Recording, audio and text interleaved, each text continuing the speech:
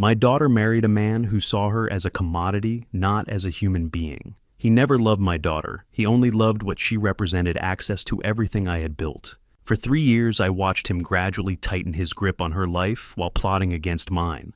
He kept asking about that old storage unit downtown, dismissing it as worthless scrap. "Dad, why don't you just clear out that pile of garbage?" he'd say with a contemptuous smile. He had no idea that this garbage contained exactly what would destroy him completely. Welcome, and I appreciate you staying with me. If you'd like, tap like, subscribe, and let us know where you're listening from. Important notice, this content is a dramatized work. Characters, actions, dialogue, and circumstances are modified or imagined to illustrate themes and patterns. It should not be interpreted as a depiction of specific individuals or real events. A full year has passed since everything crumbled, and now I'm ready to tell you what happened during those 12 months. My name is Richard Hale. I've lived 64 years on this earth, all of them here in Los Angeles.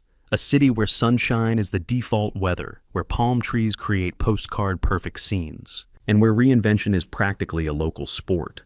I learned that lesson the hard way. This city raised my daughter after I lost my wife Carol a dozen years ago. I believed I'd steeled myself against whatever curveballs life might throw. I was wrong, dead wrong. Natalie is my daughter's name. She just turned 31, brilliant beyond measure, carrying a heart so generous it sometimes works against her. She's the type who finds goodness in people, even when darkness stares back at her. 3 years back, she exchanged vows with a man called Brandon Torrance. That wedding day remains burned into my memory. On the surface, perfection reigned, the venue radiated elegance, floral arrangements filled the air with sweetness. Cameras captured nothing but smiles. I watched my little girl glide down that aisle, and my stomach turned itself inside out.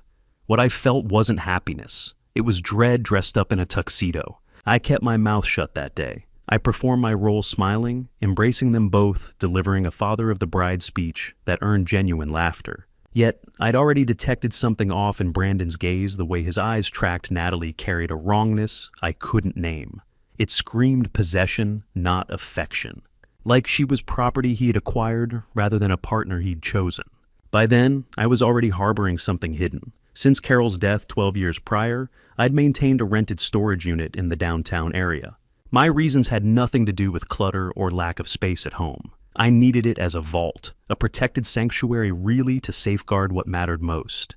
Carol's paperwork, her precious jewelry, the insurance documents, the will, the trust agreements that formed a shield around Natalie's inheritance, everything that contained the truth about our family's wealth. Most people dismiss that storage unit as a junk heap. Whenever I mentioned it casually, I'd see that expression, the one that asked silently, "Why hang on to all that outdated stuff?" I encouraged that assumption. It served my purposes better. The reality is, I dedicated years to constructing a protective fortress for my daughter. Carol and I had built it together before she left us. We'd established a prenuptial contract, created a family trust, secured a life insurance policy that fed directly into that trust. We'd engineered things so Natalie would remain protected regardless of what life threw her way. Natalie never learned about any of this. That was the true secret. After she married Brandon, I deliberately kept that storage unit access away from her. The key stayed with me, tucked away somewhere safe. I couldn't articulate my reasoning at the time, not in words that made sense. I simply knew it deep in my gut. Brandon wasn't what he appeared to be. Throughout the first 24 months of their marriage, I observed. I shared meals with Natalie whenever she'd accept my invitations. I maintained regular phone contact. I picked up on subtle details, how Brandon would redirect conversations toward finances, how he'd probe about my potential estate plans for her, how he'd gently but persistently minimize her time spent with me.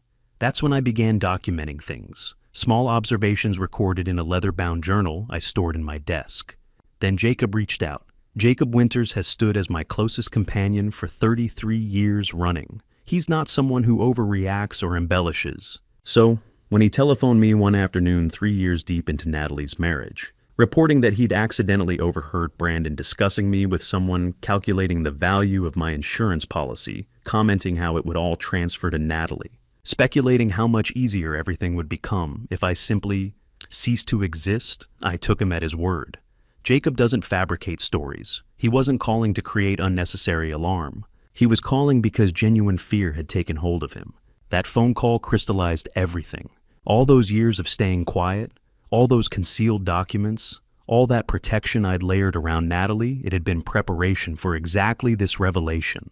I didn't recognize it at the time, but my entire life had been building toward this single conversation with my oldest friend, the one where he informed me that my son-in-law harbored unthinkable intentions. I ended the call and remained motionless in my living room for what felt like hours.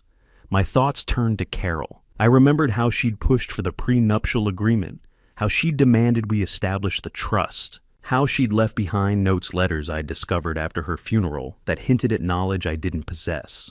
She'd written passages like shield Natalie through legal documents, not empty promises.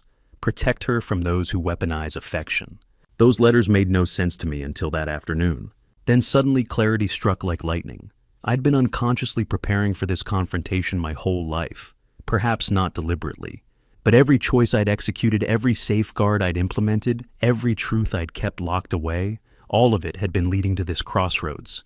To this moment where I needed to decide what to do with the dangerous knowledge I'd been carrying. I retrieved that leather journal. I reviewed 3 years' worth of documented observations, and I finally understood that the time for passive watching had ended. The time for action had arrived. The time had come to unlock that storage unit. The time had come to reveal to Natalie exactly what I'd been shielding her from.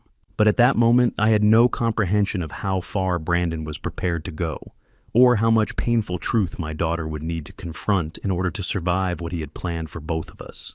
After Jacob's warning, my mind drifted back to the beginning, back to the night when everything started to go wrong. It was that Sunday dinner when Natalie first brought Brandon home. I was standing by the stove when she walked through the door, and I knew it immediately. It took me exactly 15 seconds to realize this man was different from any boyfriend she'd brought around before, and not in a good way. Natalie looked happy. She had that glow people get when they think they've found something real. She introduced Brandon with pride in her voice, her hand finding his automatically. They fit together like two puzzle pieces, at least on the surface. But something in the way Brandon looked at her made my skin crawl. He was handsome, I'll give him that. Tall, dark-haired, well-dressed. The kind of guy who knew how to smile at the right moments and laugh at the right jokes. He complimented the dinner before he'd even tasted it. He asked about my work, about my years in Los Angeles, about the house. All the right questions, all the right timing. But there was something underneath it all, a calculation I could sense, even if I couldn't quite name it. When we sat down to eat, Brandon turned to me with a casual tone. "This is a beautiful home, Richard. How long have you owned it?" It wasn't a random question. I'd learned to read people after 64 years, and I could see the wheels turning behind his eyes. He wasn't asking because he was interested in my real estate portfolio. He was assessing, calculating, trying to figure out what I was worth and what he might gain from knowing it. 40 years. I answered, simply cutting into my salmon. Carol and I bought it together. He nodded, filing that information away like a banker tallying assets. Must be worth quite a bit now. LA real estate right. Always going up. Natalie laughed nervously. "Brandon, we just got here. Let's enjoy the meal." But I'd already seen it. The way he looked at her when she said his name, like she was a possession he'd already claimed. It wasn't the look of a man in love. It was the look of a man who decided what he wanted and was methodically going about getting it. Carol used to talk about this. Years ago, before she got sick, she'd tell me about people who wore charm like a mask. She'd say, "Richard, love doesn't need to prove itself. Love doesn't calculate. Love doesn't keep score." I remembered those words sitting there at my own dinner table, watching Brandon ask Natalie to pass the butter, while his eyes stayed fixed on me, assessing, measuring. He asked about my work that night, what I did, how long I'd been doing it, whether I was still active or retired. He asked about investments, about whether I traveled much, about whether I had life insurance. The last one caught me off guard, though I didn't show it. He framed it casually, mentioning something about his own policy at work, but the timing felt deliberate. "Everyone should have good coverage," he said, smiling at Natalie. "You never know what life throws at you." Natalie squeezed his hand, completely oblivious to the undercurrent. She was just happy he was getting to know her father. To her, this was a man meeting her family, asking normal questions. She had no idea that every question was a thread he was pulling, trying to map out the territory he'd decided to occupy. After dinner, Brandon helped me clear the table. For a moment, we were alone in the kitchen, and I felt the weight of his attention shift entirely onto me. It was subtle, just a change in the air, a slight hardening of his expression when he thought Natalie couldn't see. "You've done well for yourself," he said, loading dishes into the sink. Natalie's lucky to have this security. There it was. Not, I'm lucky to have Natalie. Not, we're going to build something together, but Natalie's lucky to have security. Like, that was the point of her existence, to inherit what I'd built. I didn't respond. I just kept rinsing plates and handing them over to him.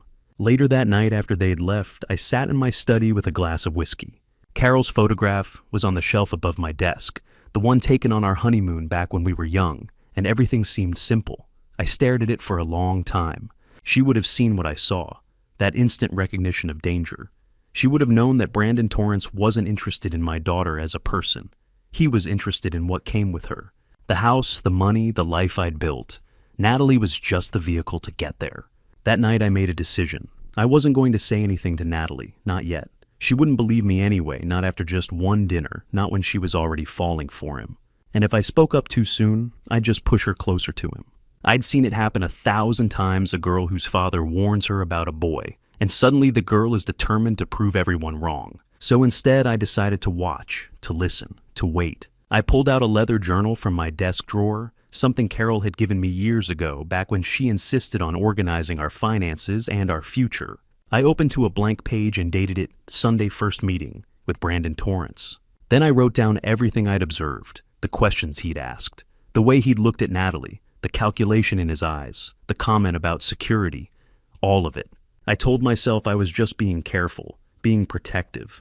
But deep down, I think I already knew. I think some part of me understood that this wasn't just a boyfriend. This was a threat.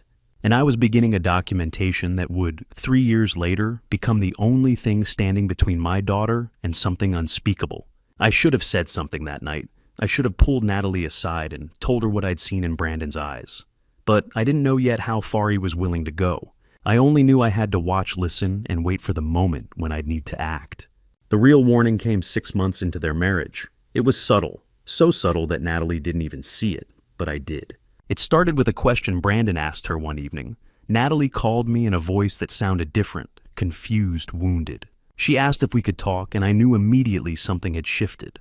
Dad Brandon thinks I should know more about the family finances, she said carefully. He says it's weird that I don't know anything about your money. He thinks you're keeping secrets from me. I felt something cold settle in my chest. This was Brandon's move, calculated, but I kept my voice steady. What did you tell him? I told him I didn't really think about it, Natalie said. But now I'm wondering, why haven't you told me about your finances, Dad? It does seem kind of strange. Of course it seemed strange to her. Brandon had made Natalie question me without ever having to voice a direct accusation himself. He'd planted a seed of doubt about her own father. But that wasn't even the worst part. A week later, Natalie called me again. This time, she was upset. Dad, I need to ask you something, and I need you to be honest with me. Of course, I said. What's going on? Brandon says that Jacob has always had feelings for me. He says Jacob told him that he thinks our marriage is a mistake. He says Jacob wants to break us up because he's still in love with me. I went very still. Jacob, my oldest friend. The man who'd been part of my family for 3 decades. Brandon was lying to my daughter about him, and she was believing it. And in Natalie, that's not true. Jacob would never. How do you know that, Dad? How do you really know what Jacob says when you're not around? The question landed like a punch. She was actually starting to doubt Jacob now. Brandon had successfully taken one of the most important relationships in her life and poisoned it with a lie. And Natalie, being good-hearted, was starting to believe it. Brandon has no reason to lie to me, she said, defensiveness creeping into her voice. He barely even knows Jacob. Why would he make that up? Because Brandon was systematically isolating my daughter. He was cutting her off from the people who might protect her, who might see what he was doing, who might warn her. And he was doing it so cleverly that Natalie couldn't even see it happening. Over the next few weeks, I watched as Natalie pulled away from Jacob. She didn't return his calls as quickly.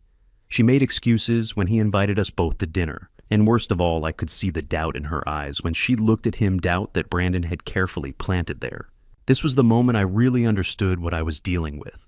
Brandon wasn't just a gold digger looking for an easy score. He was something more dangerous. He was methodical. He was strategic. He understood psychology in a way that most people don't. He knew exactly how to manipulate my daughter, not through force or aggression, but through seeds of doubt and carefully crafted lies. One night, I sat in my study and pulled out that journal, the one I'd started after that first Sunday dinner. I flipped past my initial observations about Brandon's questions, his calculating eyes, his comment about security. Those had seemed ominous, but they were nothing compared to what I was witnessing now. I wrote down everything. The conversation Natalie had reported about Brandon questioning my finances, the lie about Jacob, the way Natalie was starting to pull away from my oldest friend, the isolation tactics happening in real time. And as I wrote, something crystallized in my mind. This wasn't just about money, though. Money was certainly part of it. This was about control. Brandon wanted to control Natalie completely. Her mind, her relationships, her sense of reality. He wanted to make sure that when the moment came where she needed someone to tell her the truth, there would be no one left to turn to. Her father would seem like he was keeping secrets. Her best friend would seem like he had ulterior motives. And Brandon would be the only person she could trust. It was a masterclass in psychological manipulation, and it was happening to my daughter in real time. That night, I made a decision. I wasn't going to confront Brandon. I wasn't going to try to convince Natalie that he was lying. I'd learned enough about manipulation to know that would only drive her closer to him. Instead, I was going to document everything. Every lie, every manipulation, every calculated move he made. I was going to build a record that would eventually show Natalie the truth. I started writing in that journal every single night. I'd note down conversations Natalie had mentioned. I'd record my own observations. I'd track the timeline of when Brandon made particular moves, what he said, how Natalie reacted. It was methodical work, the kind of work that required patience and focus. At the time, I didn't know exactly why I was doing this. I didn't have a specific plan. I just knew in some deep part of myself that I was going to need this evidence. That someday in some way, I couldn't yet imagine my daughter would need to see the truth laid out in black and white. And when that day came, I wanted to be ready. I had no idea then that Brandon's isolation tactics were just the beginning. I had no idea that the next 3 years would involve so much more than psychological games and careful lies. I had no idea what he was truly capable of. But that night, I made a choice. I would watch, I would document. And when the time came, and I was starting to believe that time would come, I would be ready to protect my daughter, no matter what it cost me. I drove to the storage unit the next morning and pulled out an old leather journal. It had been sitting there for 12 years untouched. I'd bought it years ago, thinking maybe I'd write about the time I spent with Carol. I never did. Now I opened it to the first blank page. The leather was soft, worn in places. I uncapped a pen and looked at the empty page in front of me. For a moment, I just sat there in that climate-controlled storage unit, surrounded by boxes of my life, trying to figure out how to begin.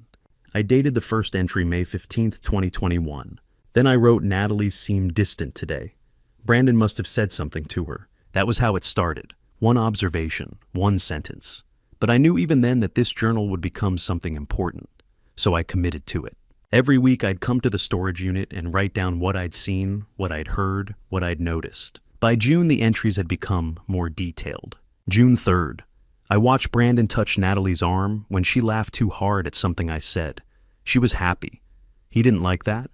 The touch wasn't affection, it was a signal. A subtle reminder that he was there, watching, controlling even her joy. July 12th. Brandon checked Natalie's phone while she was in the bathroom. He did it like it was nothing, like he had every right. When she came back, he smiled at her, like nothing had happened. She had no idea. August 8th. Brandon said to Natalie, "Your father doesn't understand us. He's too old to see what we have." And I watched my daughter nod. I watched her accept that I was the enemy, that he was the only one who truly cared about her. The pattern started to emerge around September. It wasn't random. It wasn't occasional moments of jealousy or insecurity. It was systematic, methodical, deliberate. September 20th. Brandon insisted Natalie's yoga class was a waste of money. She didn't argue. She just accepted it. I'm starting to see the bigger picture now. It's not just about money or control of her time. It's about erasing her sense of self. Every no, he gives her every decision he makes for her. Every opinion he corrects. It's all part of the same pattern. October 5th. I overheard Brandon on the phone. He was talking about Natalie's future, about inheritance, about how much better their life would be when her old man was gone. Those were his exact words. I felt something cold move through my chest. October turned into November, and the pattern became impossible to ignore. I filled page after page with observations, date-specific moments. Brandon controlled what Natalie wore. He controlled who she saw. He controlled how much money she had access to. He controlled her schedule, her phone, her relationships. But it was more than that. He controlled the narrative. He controlled what she thought about me, about Jacob, about herself. He'd told her I was keeping secrets. He'd told her Jacob wanted to destroy their marriage. He'd told her she was lucky to have him, that no one else would love her like he did. November 15th. 3 patterns clearly established. First, isolation. Brandon has successfully cut Natalie off from everyone who might protect her. Second, financial control. He knows every dollar she has. Third, psychological manipulation. He's rewired how she thinks about the people who love her. November 28th. But there's a fourth pattern emerging, and this one scares me the most. Brandon is asking more questions about my life, my work, my insurance, my assets. This isn't just about loving my daughter anymore. This is about something else entirely. By December, I'd filled almost 200 pages. 200 pages of observations, dates, time, specific quotes. 200 pages documenting the careful, calculated way Brandon was dismantling my daughter's independence and replacing it with dependence on him. I sat in the storage unit on December 15th, 2021 and read through an entire year of entries.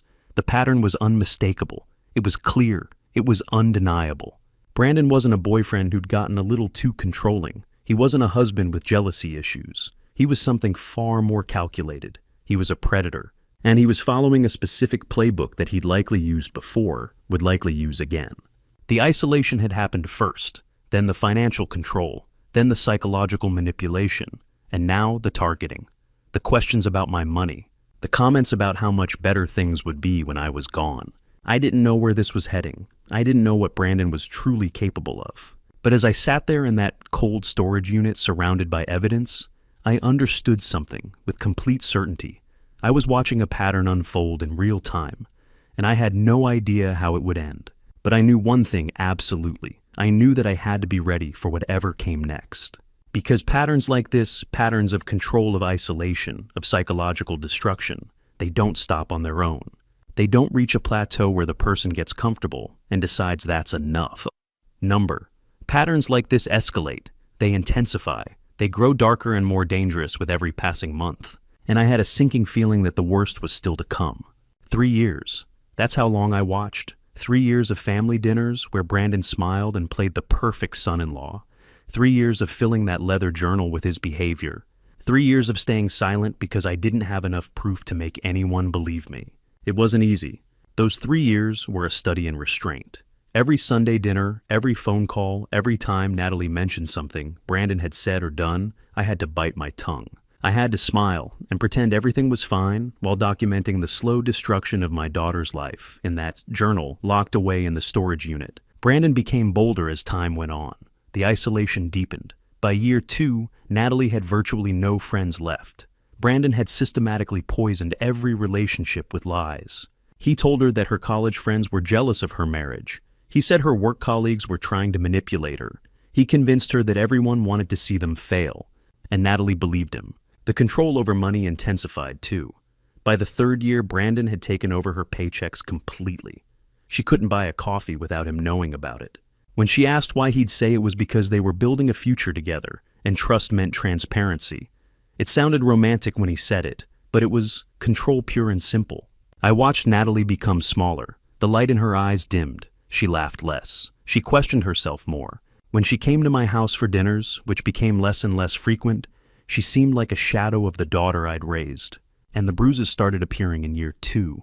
The first one was on her arm. She said she'd fallen. The next was on her hip. A car door, she claimed.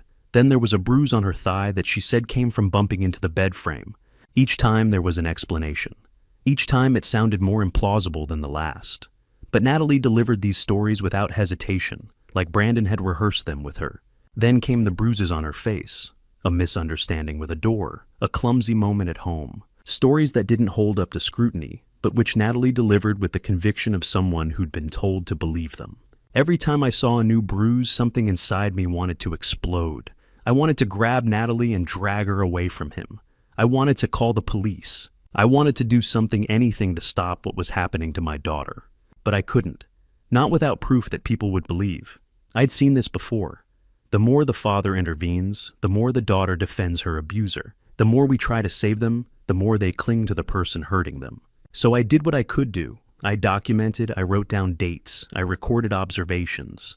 I filled that journal with evidence page after page, year after year. I was building a case that I hoped someday I wouldn't need to use. Jacob stayed present during those 3 years. He'd call me regularly, checking in. He'd mention how worried he was about Natalie. He'd notice things too. The isolation, the fear in her eyes, the way Brandon always had his hand on her, somewhere, always maintaining contact, always reminding her he was there. "Richard, something's wrong," Jacob said to me more than once. "I can feel it. This isn't normal." I knew he was right. But what could we do without proof? What could we say that wouldn't backfire? By year 3, I'd filled nearly 800 pages. The journal was thick with my observations, my fears, my documentation of Brandon's systematic abuse. I had dates. I had times. I had direct quotes. I had a timeline showing the escalation from psychological manipulation to physical violence. But I still couldn't move. Not yet. The worst part was watching Natalie defend him. Because that's what happens when someone is being abused like that. They protect their abuser. They make excuses for him. They blame themselves when he hurts them. I'd try to reach out. "Natalie, how are you really doing?" I'd ask during our rare phone calls. "I'm fine, Dad. Everything's great. Brandon just wants the best for us. He's so protective." Protective. That's what she called the cage he'd built around her. 3 years of watching, 3 years of waiting, 3 years of knowing that something had to give, but not knowing what I could do to make it happen without destroying everything. And then one afternoon, Jacob called me. His voice was different, serious, urgent in a way I'd never heard before. "Richard, we need to talk," he said. "I need to see you, today, because I saw something and I think you need to know about it." My heart dropped. I'd been waiting for 3 years for something to shift. I'd been documenting everything, preparing for the moment when I'd need to act. But I'd never expected it to come from Jacob. "What did you see?" I asked. "Not over the phone," Jacob said. "We need to meet in person. And, Richard, I think it's worse than we thought." Those words changed everything, because Jacob had finally seen what I'd been documenting all along. He'd finally witnessed something so undeniable that he couldn't look away anymore. After 3 years of silence, after 3 years of watching and waiting and preparing, someone else had finally seen the truth. And I realized that everything I'd been doing, all that documentation, all that patience, all that careful recording of evidence, it had all been leading to this moment, this phone call, this shift, the moment when everything was about to change. I met Jacob at a small cafe near my house. He looked worried in a way I recognized immediately. It was the same expression I'd been wearing for 3 years. He was already sitting at a corner table when I arrived, a cup of coffee in front of him that he wasn't drinking. His hands were folded tight like he was trying to hold something in. When he saw me, he stood up and we embraced the kind of hug that only happens between men who've known each other long enough to drop the pretense. "Richard," he said, sitting back down. "Thank you for meeting me." "Of course. What's going on, Jacob? You sounded urgent on the phone." He took a deep breath. For a moment, he just looked at his coffee. Then he started talking. "I've been trying to help Natalie," he said quietly. "For months now, I've tried to reach out to her to let her know I'm here if she needs me. But every time I try, she pushes me away. And I finally understand why." "What do you mean?" I asked, though I already knew the answer. "Brandon has told her things about me," Jacob said, pain crossing his face. "He's convinced her that I have ulterior motives, that I've always had feelings for her, that I'm trying to come between them. And she believes him. She actually believes that I'm the bad guy in this situation." I nodded slowly. This was exactly what I documented in my journal, the systematic poisoning of Jacob's relationship with Natalie. But hearing it from Jacob himself, seeing the hurt in his eyes, made it real in a way that my written observations couldn't capture. "That's not all," Jacob continued. "Richard, I've been paying closer attention lately, and I'm seeing things that scare me. Natalie looks diminished, like a version of herself that's shrinking. And the way Brandon watches her, the way he controls every interaction she has, it's not love. It's something else." "I know," I said quietly. Jacob looked up at me. "You know, I didn't answer immediately. I just looked at him, this man, who'd been my friend for 33 years, who'd always been there for me, who'd kept showing up for Natalie even when she pushed him away. I made a decision in that moment. Jacob, I need to tell you something, and I need you to listen without interrupting until I'm finished." For the next 20 minutes, I told him everything. I told him about the journal. I told him about the 3 years of documentation. I told him about the dates, the observations, the escalation from psychological manipulation to physical violence. I told him about the bruises and the lies Natalie told to cover them up. I told him about the isolation and the financial control, and the way Brandon had systematically dismantled my daughter's sense of self. When I finished, Jacob was silent. His face had gone pale. 3 years, he finally said. You've been documenting this for 3 years. I needed proof, I said. I needed to know I wasn't imagining things. I needed to have something concrete before I tried to convince anyone else. Well, why didn't you tell me? Jacob asked, and there was hurt in his voice, hurt that I'd carried this alone. Because I didn't want to drag you into something you couldn't fix, I said honestly. And I wasn't sure if it was safe. I wasn't sure who Brandon might try to manipulate or threaten. I was trying to protect you. Jacob shook his head. Richard, you should have told me. We could have done this together. You shouldn't have had to carry this alone. I know, I said. I know that now. Jacob was quiet for a long moment. Then he leaned forward. What do you need from me? I need your help, I said. Natalie won't believe me. She thinks I'm keeping secrets from her that I don't understand her marriage. But she might believe you. She might listen to you in a way she won't listen to me. I'll do whatever it takes, Jacob said immediately. Whatever you need, I'll watch him, I'll gather evidence, I'll be there for Natalie. Whatever it takes. There's more, I said. I think Brandon might be planning something bigger. I heard him mention my life insurance. I heard him talk about how much better things would be when I was gone. Jacob, I think he might be planning to hurt me. Jacob's face hardened. Then we need to move faster. We need to get Natalie away from him before this escalates any further. Agreed, I said. But we have to be careful. We can't just confront him. We need to be strategic about this. We need to make sure Natalie understands what's happening before we take action. Okay, Jacob said, and I could see the determination settling into his features. Then let's do this. Tell me everything, every detail, every observation. We're going to build a case so airtight that Natalie won't have any choice but to see the truth. For the first time in 3 years, I felt like I could breathe.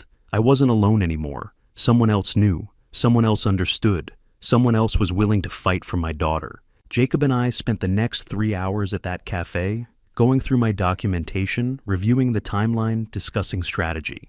We talked about how to approach Natalie, how to present the evidence in a way that wouldn't make her defensive, how to protect her if Brandon reacted badly. And as the afternoon light shifted through the cafe windows, I realized something fundamental had changed. I'd spent 3 years watching and documenting in isolation, but now with Jacob beside me, I understood that this fight wasn't mine alone to fight. We were in this together, 2 men who loved Natalie, 2 men who'd finally decided that the time for documentation was over. The time for action was beginning, because now there were 2 of us who knew the truth, and that changed everything. 3 weeks after Jacob and I made our plan, he called me with words that turned my blood to ice. Richard, he said, and I could hear the alarm in his voice. I just ran into Natalie at the grocery store. Richard, she has bruises on her arms, dark bruises. And when I asked her about them, she said Brandon told her that if she told you about anything, he'd hurt you. I went very still. For 3 years, I documented the escalation. I'd watched it unfold in my journal page after page. But this was different. This was a threat against me. This was Brandon crossing a line he couldn't uncross. Tell me exactly what she said, I said quietly. Jacob recounted the conversation. Natalie had tried to brush off the bruises at first, giving some excuse about falling, but Jacob had pressed gently, and she'd finally broken. She'd told him that Brandon had gotten angry with her over something trivial. She'd laughed too loud at something on her phone. Brandon had grabbed her arms hard enough to leave marks. And then he'd said the words that had terrified her, more than anything else. If you tell your father about this, I'll make sure he pays for it. One way or another, he'll regret ever trying to take you away from me. I'm coming to get her, I said immediately. Give me the address. Richard, what are you going to do? Jacob asked. I'm going to bring my daughter home, I said. Tonight. I hung up the phone and sat for a moment in the silence of my house. My hands were shaking. For 3 years, I'd maintained a kind of controlled anger, a focused, documented rage that I'd channeled into the journal, into evidence, into preparation. But this was different. This was a man threatening my life while he beat my daughter. This was someone who'd crossed from psychological abuse into physical violence and intimidation.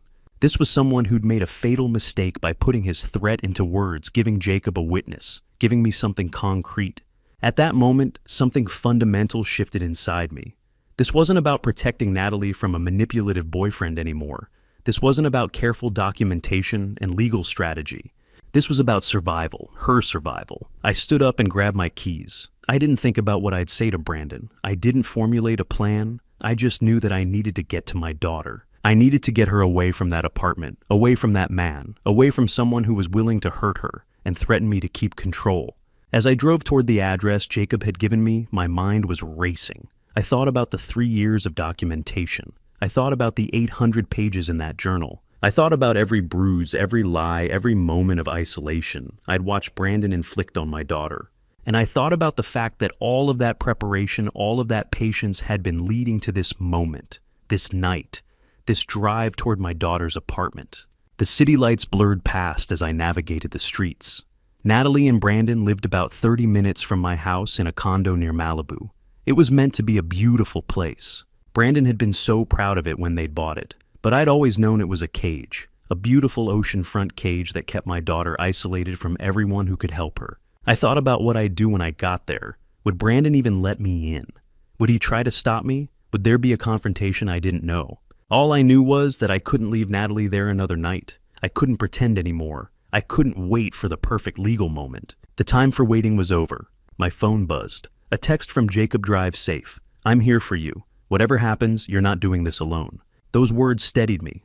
Jacob was right. I wasn't alone. I had documentation. I had a witness. I had 3 years of evidence. I had a friend who was willing to stand with me. But more than that, I had clarity about what needed to happen. Brandon had made his intentions clear. He'd threatened my life to keep control of my daughter, and I was going to extract her from that situation, whatever it took. I gripped the steering wheel tighter as I drove. The ocean came into view dark and vast under the night sky. Somewhere ahead, in a condo overlooking that water my daughter was living in, fear. And I was going to bring her home. But as I drove, another thought crept in, a darker thought. I'd been so focused on what I needed to do on retrieving Natalie, on protecting her, on finally taking action after 3 years, that I hadn't fully considered one thing. How far was Brandon willing to go to keep her? I didn't know what I was walking into. I didn't know if he'd fight me physically. I didn't know if he'd try to convince Natalie not to leave. I didn't know what desperation might drive him to do. All I knew was that I had to try. All I knew was that my daughter was in danger, and every minute I delayed was another minute she was under his roof in his hands. I pulled up to the condo building just before 9 o'clock that night. I sat in my car for a moment, gathering myself. 3 years of observation, 3 years of documentation, 3 years of preparation. And now finally the moment had come where all of that had to become action. I got out of the car and walked toward the building. I didn't know exactly what was about to happen, but I knew one thing with absolute certainty tonight: everything was going to change. Because Brandon had made a critical error. He'd threatened me, and in doing so, he'd given me permission to stop being patient, to stop being careful, to stop documenting and start acting. I was coming to get my daughter, and I had no idea what Brandon was willing to do to stop me. After Natalie let me in and I saw those bruises with my own eyes, I made a decision. It was time. Time to show my daughter what I knew. Time to show Jacob the full extent of Brandon's behavior. Time to open that leather journal and lay everything bare. I called Jacob immediately. "Come to Natalie's apartment," I said. "Bring your keys. We're getting her out tonight." 20 minutes later, the 3 of us were sitting in Natalie's living room. I'd retrieved the journal from my car. I'd brought it with me, knowing instinctively that tonight would be the night I'd need it. Natalie looked at that worn leather book in my hands with confusion. "What is that, Dad?" "The truth," I said quietly. "Everything I've documented, everything I've seen, everything Brandon has done to you." I opened to the first entry and started reading aloud. June 3rd, 2021. Brandon told Natalie that her father doesn't understand love. He said his controlling behavior is normal. He said it's just how people who truly care act. Natalie's face went pale. I kept reading. September 12th, 2021. Natalie stopped mentioning her friends. Brandon made her choose, him or them. She chose him. She always chooses him. October 14th, 2021. I watched Brandon check Natalie's phone while she was in the bathroom. She came back and thanked him for caring so much. She called it protection. I turned more pages. Each entry was a brick in a wall of evidence. Each date, each observation, each direct quote was a documented moment of manipulation, control, and escalation. February 14th, 2023. I saw Natalie flinch when Brandon raised his voice. Valentine's Day. He was angry because she'd spent too much time on her phone. She apologized for upsetting him. March 8th, 2023. Natalie mentioned that Brandon pushed her into a wall. She called it an intense moment. She said she deserved it for talking back. As I read, I watched my daughter's face. I watched the realization dawn. I watched her remember things she'd tried to forget. The bruises she'd explained away. The isolation she'd accepted. The blame she'd internalized. Tears started streaming down her face. "Dad," she whispered, "you've been documenting this the whole time." 3 years, I said. Every observation, every conversation, every bruise, every lie. Jacob stood up, anger radiating off him. 800 pages, he said, looking at the journal in my hands. He's been doing this to her for 800 pages. I continued reading methodically, working through the journal. I read about the financial control, about how Brandon had systematically isolated her from everyone who cared about her, about how he'd poisoned her mind against me, against Jacob, against anyone who might see what he was doing. I read specific dates and specific incidents. The moment he'd told her that I was keeping secrets, the moment he'd lied about Jacob, the moment he'd started checking her phone, the moment the first bruise appeared, the moment the bruises became more frequent. Each entry was a stepping stone in a path that led directly here, to this night, to this moment, where my daughter finally saw the truth laid out in front of her. When I finished, there was a heavy silence in the room. "I don't understand," Natalie said, her voice small and broken. "Why didn't you just tell me?" "Because you wouldn't have believed me," I said gently. "Not without seeing the pattern, not without understanding that this isn't random. This isn't love. This is a calculated campaign of control." "What do you mean?" Jacob asked, though I could see he already understood. "There are 4 patterns," I said, laying out the evidence like a prosecutor presenting a case. First, isolation. Brandon cut Natalie off from everyone who might protect her or see what he was doing. Second, financial control. He took over her money, her paychecks, her ability to make independent choices. Third, psychological manipulation.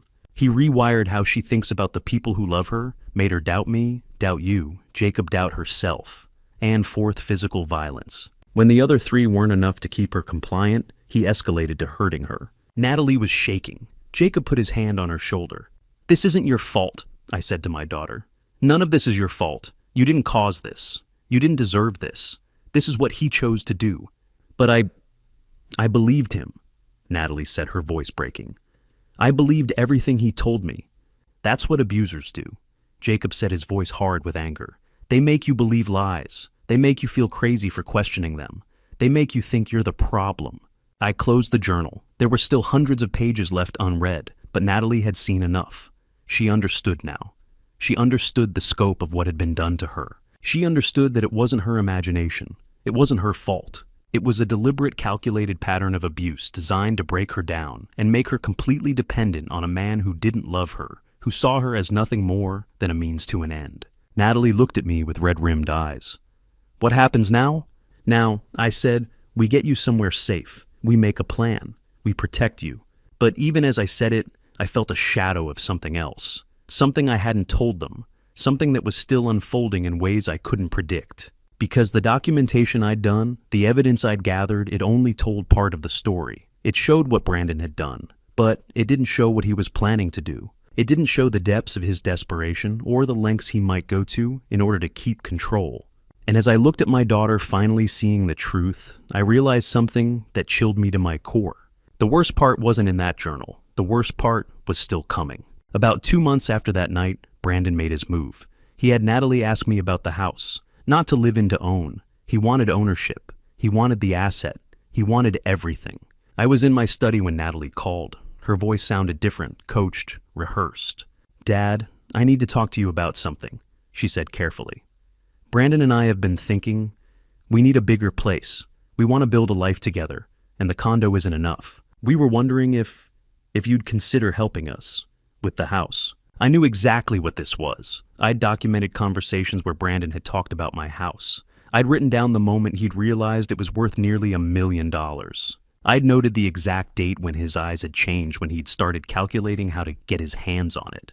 "Natalie, I'm not going to give you my house," I said calmly. "That's not going to happen." There was silence on the other end. Then I heard Brandon's voice in the background, angry, demanding, telling her what to say next. "Why not?" Natalie asked, and now there was desperation in her voice. "Why won't you help your own daughter?" "Because your house isn't mine to give away," I said, "and because I know what this is really about." I hung up the phone. 2 hours later, Brandon called me directly. This was new. This was a shift. He'd never called me before. He'd always worked through Natalie. "Listen here," he said, his voice cold and sharp. "You're being selfish. Your daughter needs your help, and you're refusing because you're a controlling old man who can't stand to see her happy." "That's not what this is about," I said. "You know what you are?" Brandon continued, his voice rising. "You're a coward. You hide behind your money and your secrets, and you won't even help your own child. You're the reason she's unhappy. You're the reason we're struggling." I stayed silent. I'd learned long ago not to engage with his manipulation. "I'm taking care of your daughter," he said. "I'm the one who loves her. I'm the one who's there for her. And you sit in that big house of yours judging us, keeping us poor, keeping us down. You're pathetic." "Is there anything else?" I asked quietly. "Yeah, there's one more thing," he said, and his voice had turned into something darker, something more dangerous. "You need to understand that I'm not going anywhere. Natalie is mine. That house should be ours, and if you don't start cooperating, you're going to regret it." Then he hung up. I sat in the silence of my study for a long moment, letting his words settle, and in that silence, something became crystal clear to me. Brandon had run out of subtle tactics. He was out of manipulation tricks. He'd moved past the psychological games and the careful control. Now he was using direct aggression, direct threats, direct intimidation, and that meant he was desperate. A desperate man is a dangerous man. A man who's losing control will do things he wouldn't normally consider. A man who can see his plans crumbling will escalate to whatever means necessary to try to save them. Brandon had thought he had all the time in the world. He'd thought he could isolate Natalie, break her down, make her completely dependent on him, and eventually convince her to help him access her father's assets. He'd been executing a long game. But I'd shortened that timeline. By showing Natalie the journal, by helping her see the pattern, by refusing to give in to his demands, I'd accelerated everything. I'd removed the cushion of time he'd been counting on. Now he was panicking. Now he was showing his true face. And now I knew with absolute certainty that things were going to get much worse before they got better. I picked up my phone and called Stephen Garrett, the family lawyer, the same man I'd consulted with years ago when Carol and I had set up the prenuptial agreement and the trust. "Stephen, it's Richard," I said when he answered. "We need to talk about Brandon Torrance, and I need you to understand something. I think he might be planning to do something illegal."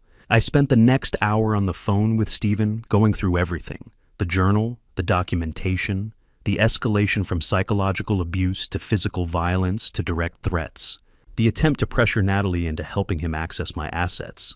"You need to file a restraining order," Stephen said firmly. "And you need to do it now. This man is escalating, and escalation patterns like this don't stop on their own." I know," I said. "I've been watching him escalate for 3 years. "And then you know what comes next," Stephen said. "You know that desperate men do desperate things." After I hung up with Stephen, I sat in my study and thought about everything that was coming. A restraining order would anger Brandon further. It would back him into a corner. It would force him to make a choice, accept that he'd lost, or escalate to something even more dangerous. I didn't know which way he'd go, but I knew that the time for documentation was truly over now. The time for careful observation had ended.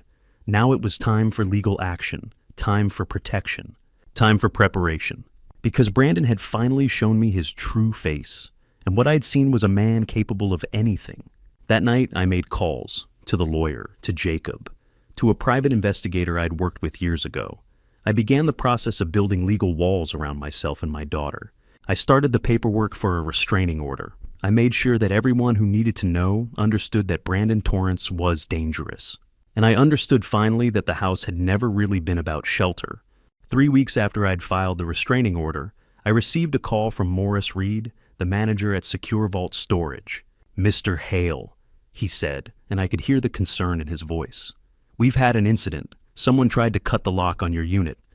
My blood went cold. "Tell me what happened." "A man came in this morning around 11 o'clock. He didn't have access to the building. He came in through an unsecured side door. He went directly to your unit number 2 by 47, and he had bolt cutters. When I confronted him, he got aggressive, started yelling about how the unit belonged to his wife, how he had every right to access it. I told him to leave, and when he wouldn't, I called security. Did he say his name?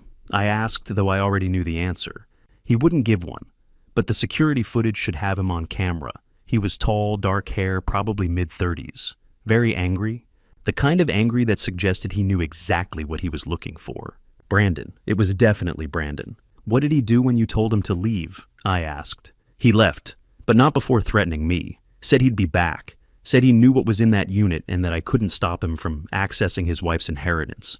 My mind raced. Brandon had found the storage unit. Somehow, someway he'd tracked down the location. And he was desperate enough to attempt a break-in in broad daylight, with security cameras recording everything. Morris, I need you to listen to me very carefully, I said. That man is not to be allowed access to my unit under any circumstances, not for any reason. If he comes back, if anyone matching that description comes back, I want you to call the police immediately. Do you understand? Yes, sir. I'll make sure of it. Should I increase security? Yes, and I'm going to call the police right now to report this. I hung up and immediately dialed the local police department's non-emergency line. I reported the attempted break-in, provided a description of Brandon, and explained the situation. The officer took my information and promised to file a report. With the restraining order already in place, an attempted break-in was a clear violation. Then I called Jacob. Brandon tried to break into the storage unit, I said without preamble. There was silence on the other end. Then, this morning, he had bolt cutters. The manager stopped him, but he's threatening to come back. Jesus, Jacob breathed. Richard, he's escalating. He's desperate. I know, I said, which means he's running out of options, and desperate men make mistakes. But even as I said it, I understood the implications. Brandon had discovered the one thing I'd been protecting most carefully. He didn't know what was inside that unit. He couldn't know, because I'd been obsessively secretive about it. But he knew it was important. He knew it was the key to something, and he was willing to commit a crime to access it. That told me everything I needed to know about how desperate he'd become. The storage unit had been my insurance policy, my fail-safe, the place where I'd gathered 3 years of evidence, the place where I'd kept all the documents that protected my daughter, the prenuptial agreement, the trust documents, the insurance policies, the copies of wills, the place where I'd stored Carol's legacy and her warnings. Brandon couldn't know that, but somehow he'd figured out that whatever was in that unit was a threat to him. I spent the rest of the day making phone calls. I contacted Stephen Garrett and told him about the attempted break-in. He immediately began the process of adding it to the legal case against Brandon. I called the private investigator and asked him to increase surveillance of Brandon's movements. I checked with the storage unit manager twice more to make sure everything was secure. And I realized something crucial. The storage unit was no longer just a place of safekeeping. It had become a focal point, a flashpoint. The place where everything was going to come to a head. Brandon knew something was there. He didn't know what, but he knew it was important enough that he was willing to risk arrest to access it. He knew it was connected to Natalie's inheritance, to money to control, and he was willing to escalate from psychological abuse and physical violence to committing crimes. The attempted break-in was the moment when Brandon stopped pretending to be anything other than what he was. He stopped playing the role of the loving husband. He stopped bothering with the subtle manipulation. Now, he was just a desperate man, with bolt cutters willing to do whatever it took to get what he wanted. That night, I drove to the storage unit myself. I wanted to see it with my own eyes. I wanted to confirm that my documentation, my evidence, my carefully gathered proof of 3 years of abuse, all of it was still there, still safe, still waiting. I pulled into the climate-controlled facility and walked to Unit 247. Everything was intact. The lock was still secure, uncut. Inside, I could see the boxes, the ones containing Carol's belongings, the ones containing my journal, the ones containing the legal documents that protected everything my wife and I had built.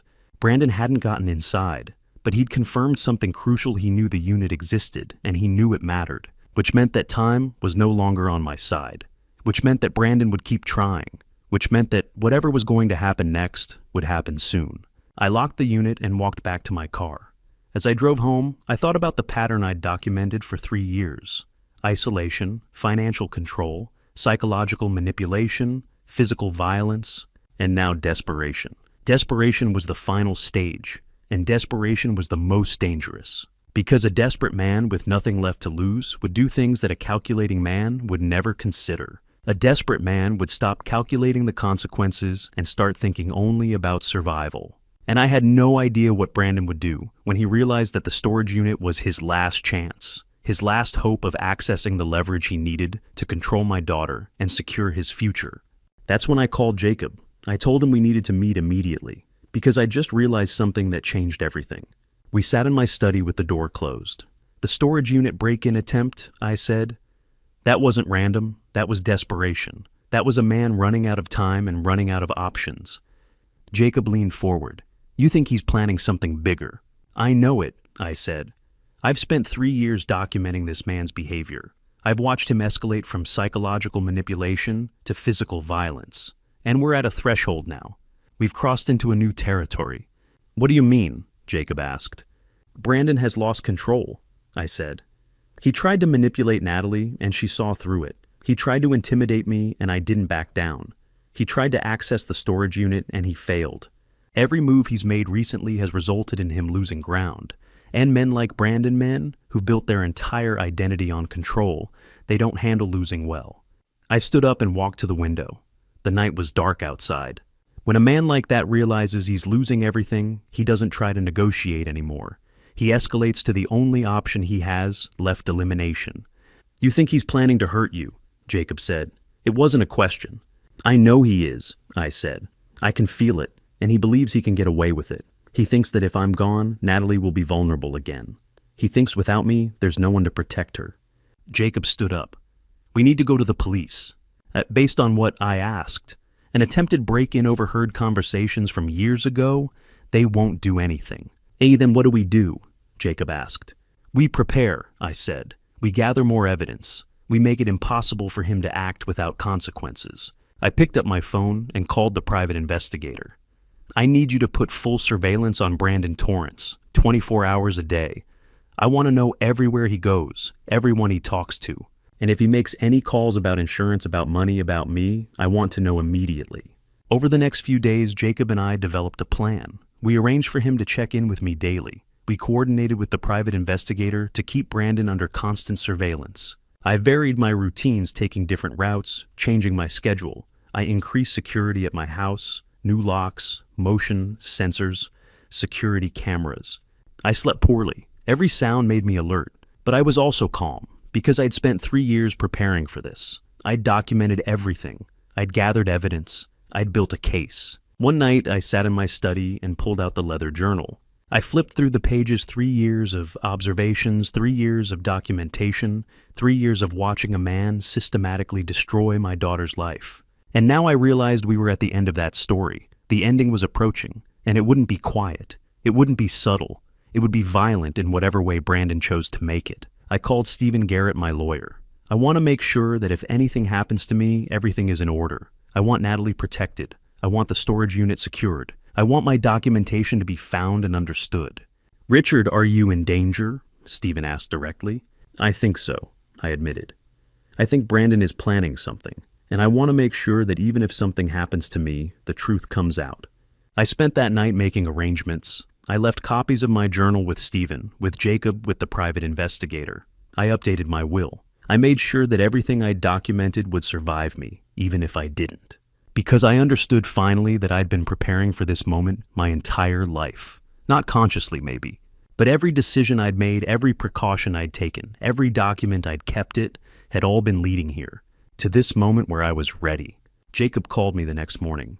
The investigator called me. "Brandon has been making calls to someone. Multiple calls, very careful, very deliberate." "What kind of calls?" I asked. "He's asking questions about your schedule," Jacob said. "About where you go, about your routines." I felt a chill run through me, but I wasn't afraid. I was ready. Because I'd finally reached the moment I'd been preparing for all along. The moment when everything would come to a head, when Brandon would make his move, when the careful plan he'd been executing for 3 years would either succeed or fail. And I was going to make sure it failed. That same night after my conversation with Jacob, I couldn't sleep. So I drove alone to the storage unit. I hadn't been there in months. I needed to remind myself of what I'd built, what I had protected. The climate-controlled unit was exactly as I'd left it, 10 feet by 10 feet, organized in a way that only I understood. To anyone else, it would look like a mess. Boxes stacked haphazardly, old furniture pushed into corners, the accumulated clutter of a man who couldn't let go of his past. But I knew the truth. I walked through the unit slowly, deliberately. I passed through the outer layers, first the deliberate camouflage. Boxes of Carol's old clothes, her winter coats. Her shoes arranged in pairs as if she might come back and wear them again. Stacks of books she'd loved. Photo albums from before Natalie was born. Memories wrapped in tissue paper and stored in cardboard boxes.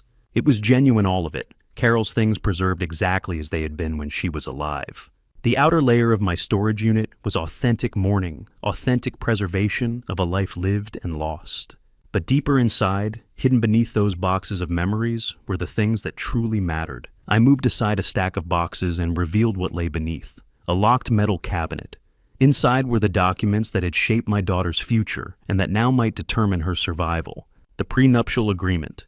The document that Brandon didn't know existed. Natalie had signed it 3 days before their wedding, after a conversation with her mother, a conversation that had happened in the hospital when Carol knew her time was running out.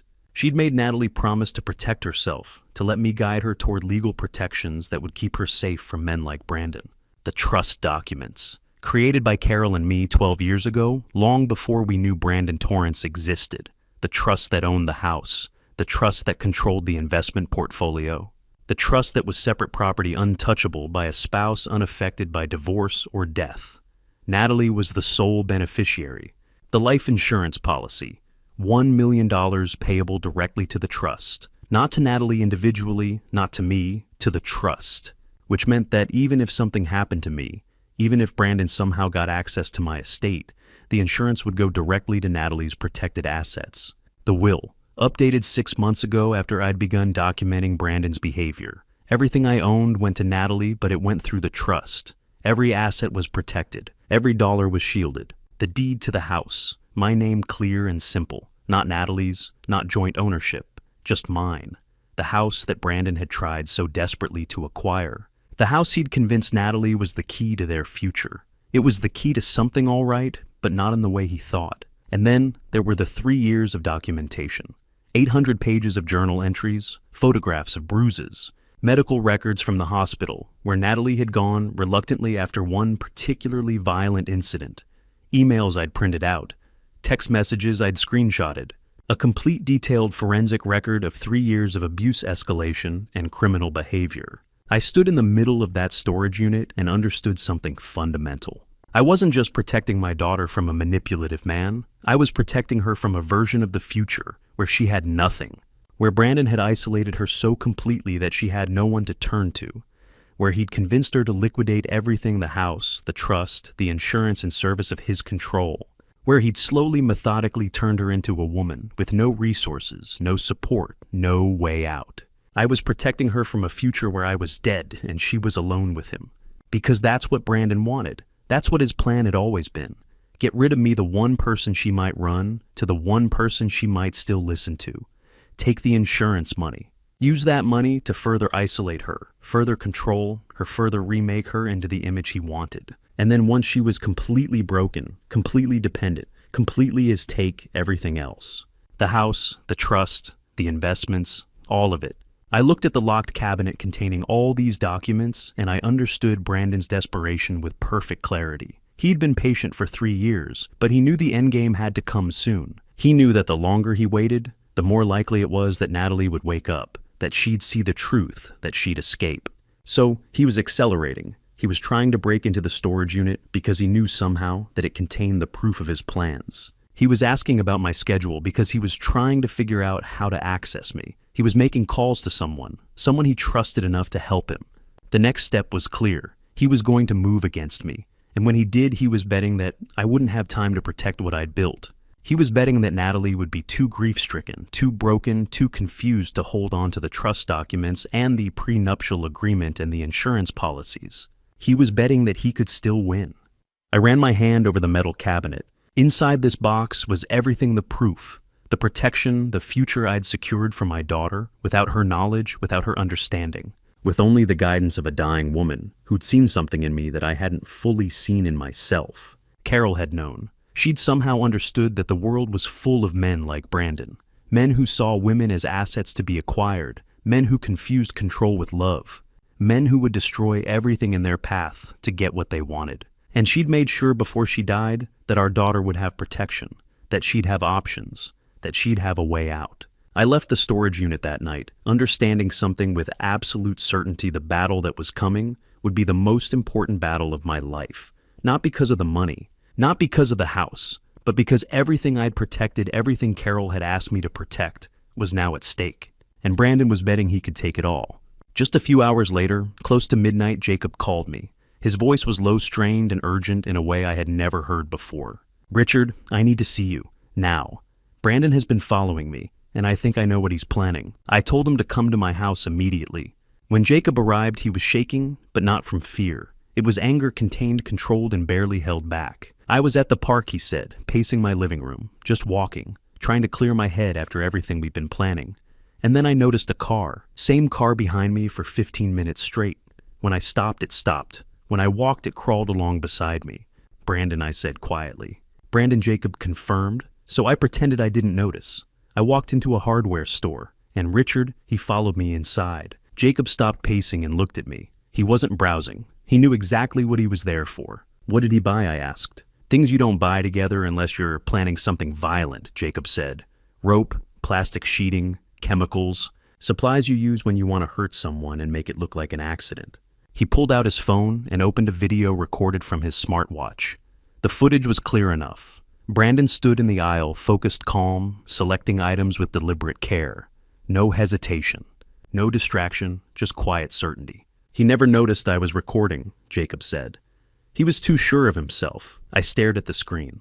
My son-in-law shopping like a man preparing for a weekend project, not like someone planning to end a life. Why would he risk being seen? I asked, though the answer was already forming. "Because he's desperate," Jacob said. "He knows about the storage unit, he knows you have evidence, and he knows that once Natalie sees it, she'll leave him. She'll take the house, the insurance, everything. He'll be finished." Something cold and sharp settled inside my chest. "He's not after the house anymore," I said slowly. "He never was." "No," Jacob agreed. "He's after the life insurance. $2 million. Once you're gone, the money goes to Natalie. And once she's grieving, confused, vulnerable, he'll control the narrative. He'll guide her decisions. He'll convince her it's for their future. And by the time she realizes what happened, the money will be gone." I sat down heavily. The plan was horrifying in its simplicity. Remove me. Access the insurance. Reassert control over Natalie. Take the money. Disappear. Then start the same cycle somewhere else. It would have worked if Jacob hadn't been paying attention. If I hadn't documented everything. If we hadn't already prepared. "We're out of time," I said, standing. "We can't wait anymore. We have to act." I called the police department's non-emergency line and asked to speak with someone about an immediate threat.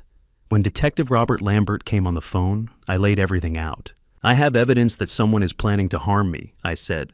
"Video of him purchasing materials, 3 years of documentation of escalating abuse and threats, recorded conversations, a credible witness."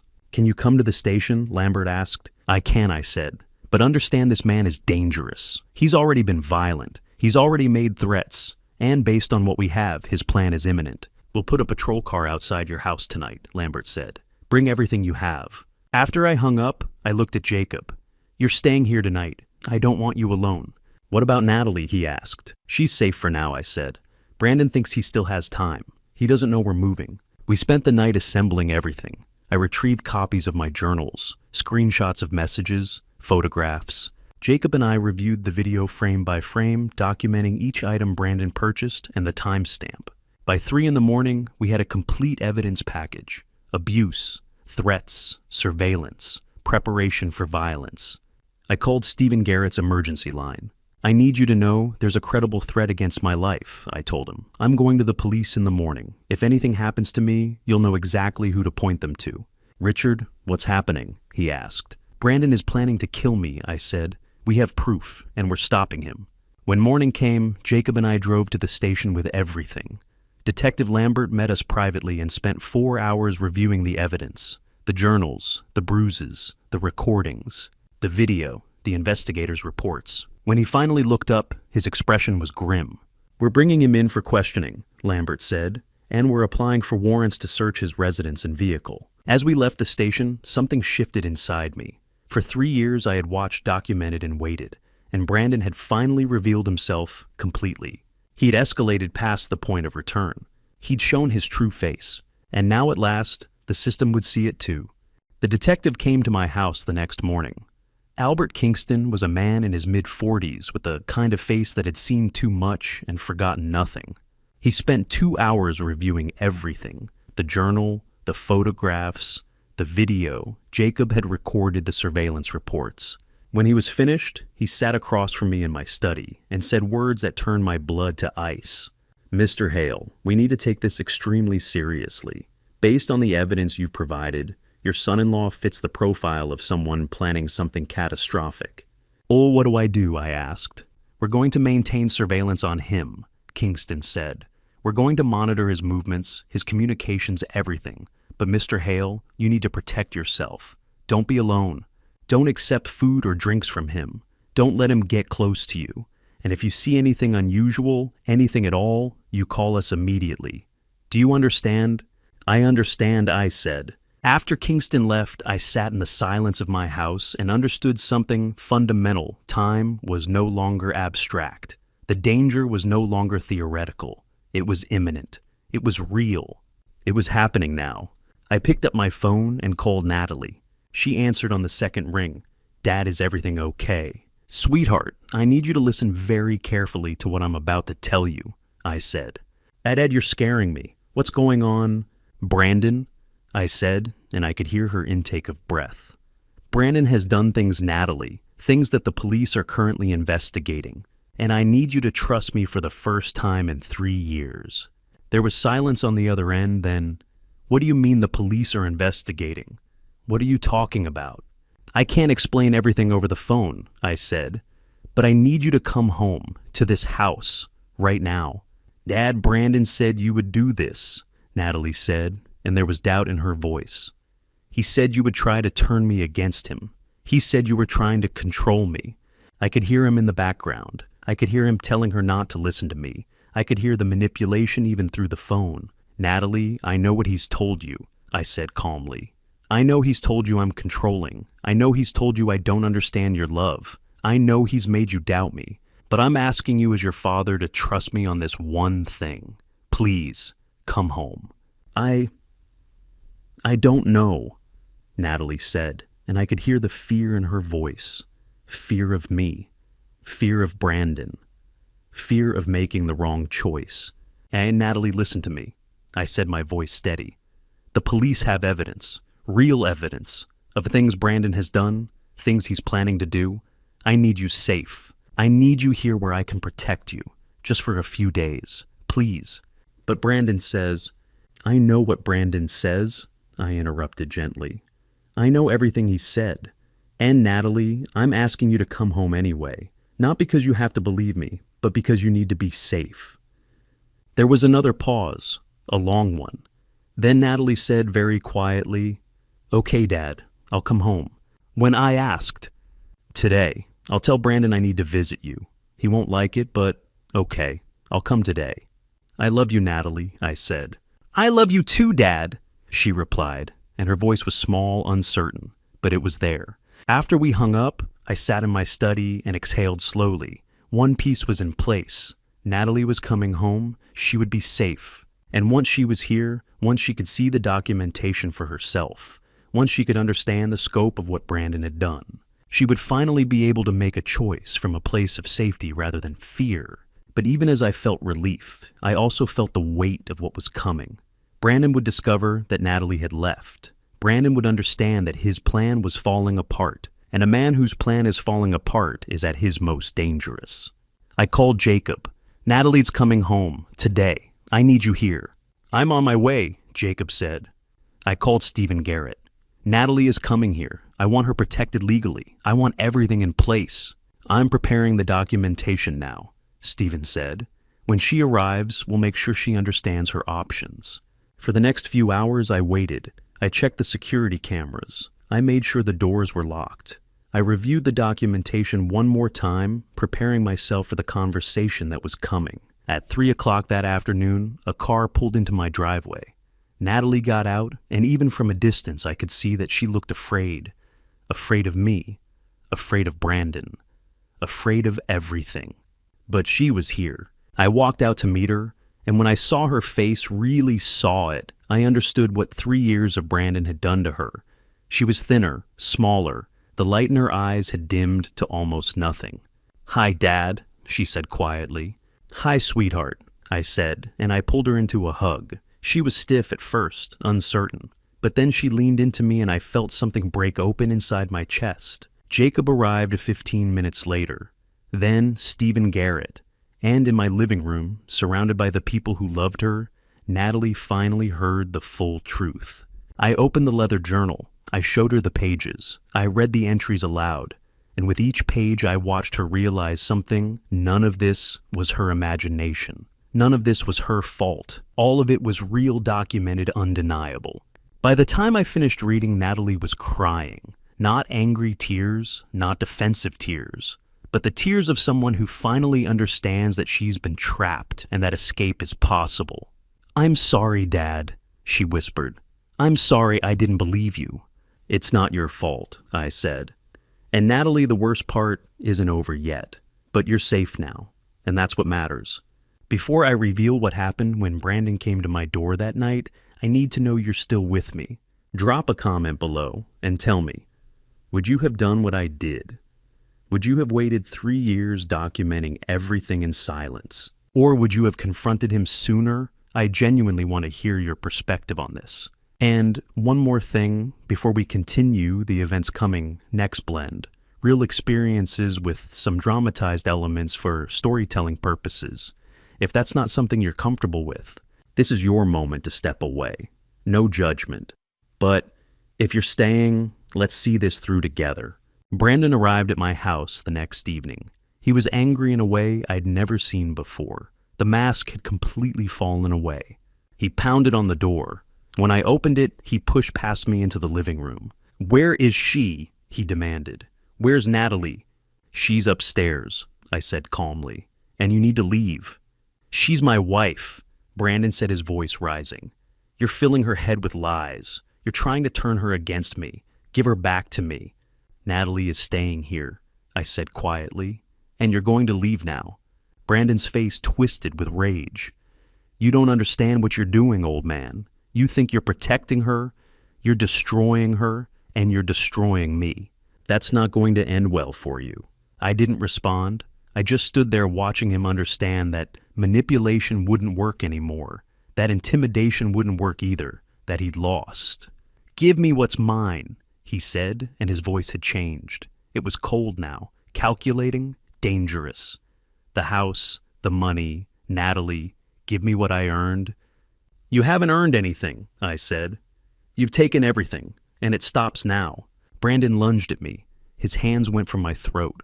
For a moment, I felt the full weight of his desperation, his rage, his refusal to accept that he'd lost. But I wasn't alone. Jacob came through the back door, exactly as we'd planned. He grabbed Brandon and threw him away from me, with a force born of 3 years of watching what this man had done to my daughter. "Or get your hands off him," Jacob said, his voice deadly calm. Brandon spun on Jacob. They grappled for a moment, Brandon throwing wild punches, Jacob blocking, redirecting, keeping Brandon away from both of us. Then the front door burst open. Detective Kingston and 2 uniformed officers entered with weapons drawn. They had been waiting outside the entire time, ready for exactly this moment. "Brandon Torrance, you're under arrest," Kingston said. Brandon fought. Of course he fought. He screamed that this was a setup. He screamed that I was the one who deserved to be arrested. He screamed that everyone was against him, that no one understood him, that this was all unfair. But as they put the handcuffs on him, as they began to read him his rights, as they started to search him, something shifted. They found it all. Materials for violence. Photographs of my house, my daily routes, my schedule. Insurance documents. Bank statements showing his accounts were nearly empty. Text messages discussing plans to eliminate the problem. Everything. It was all there. All the evidence that had been missing before. All the proof that Brandon Torrance had escalated from abuse to murder, planning. From upstairs, Natalie watched it all. I looked up and saw her standing at the top of the staircase, her hand on the railing. She was watching Brandon be led away in handcuffs. She was watching the police officers document evidence. She was watching the man she'd been trying to protect, the man she'd believed loved her, reveal his true nature in his rage and his threats. And I saw something break open inside her, not in a bad way, in the way that breaking open can be necessary, in the way that sometimes you have to see the truth, no matter how brutal, before you can begin to heal. Jacob put a hand on my shoulder. "You okay?" he asked. Yeah, I said. "I'm okay." Standing in my living room, watching Brandon Torrance being led away by police, I didn't feel triumphant. I didn't feel like I'd won. I felt relief. The kind of relief that comes when a weight you've been carrying for 3 years finally gets lifted. Relief that it was over. Relief that Natalie had seen the truth. Relief that Jacob had been there. Relief that the system had worked, had listened, had acted when it mattered. Relief that we were all still alive. Later, after the police had left, after they had documented everything, after Kingston had assured me that Brandon would be held without bail given the severity of the charges, I went upstairs to find Natalie. She was in her childhood bedroom, sitting on the edge of the bed. She looked smaller than I'd ever seen her. Broken, lost. "Hi, sweetheart," I said, sitting down beside her. She didn't say anything. She just leaned against me and I held her while she cried. Not tears of sadness, tears of release. Tears of finally understanding that what had happened to her wasn't her fault. That the man she'd tried to love had been trying to destroy her. That her father had been right all along. "I'm so sorry, Dad," she whispered. "No," I said, holding her tighter. "No apologies. None of this was your fault. You were manipulated by someone who knew exactly how to manipulate you. That's not your fault. That's his evil." We sat there for a long time. Jacob brought tea. Stephen called to confirm that the legal protections were in place. The private investigators sent a final report. The police sent updates about the charges being filed. And slowly, very slowly, Natalie began to understand that the nightmare was over. But even as I held my daughter, even as I felt the weight of 3 years beginning to lift, I understood something else. The hardest part wasn't arresting Brandon. The hardest part would be helping Natalie understand what had happened to her. The hardest part would be rebuilding her sense of trust, her sense of safety, her sense of self. The hardest part would be the healing that came after. The morning after Natalie came home after Detective Kingston had left, with his warning still echoing in my mind, I made a decision that had been forming for 3 years.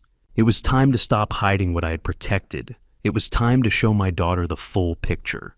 I waited until she came downstairs. She looked different already, lighter somehow, even though exhaustion lined her face. Freedom, even when it's terrifying, changes how a person carries themselves.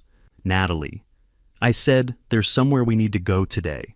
She looked at me with curiosity mixed with apprehension. "Where?" "That's the storage unit," I said simply. "Downtown, the one I've mentioned over the years." Recognition flickered across her face. Brandon had always dismissed it, called it my junk pile, my old man's inability to let go of the past. She'd absorbed that narrative without questioning it. "Why now?" she asked. "Because it's time you saw what I've actually been protecting," I answered. We drove in relative silence. Los Angeles traffic moved around us in its usual chaotic rhythm, but inside my car everything felt suspended. Natalie stared out the window, her fingers absently twisting a ring she still wore. Not her wedding band, which she had removed the night before, but a simple silver band her mother had given her years ago. The storage facility sat in a nondescript building in the downtown LA, the kind of place you'd drive past 100 times without noticing. Climate-controlled, secure, unremarkable. Perfect for what I'd needed it to be. I used my key at the main entrance, then led Natalie down a hallway lined with identical orange doors. Unit 247.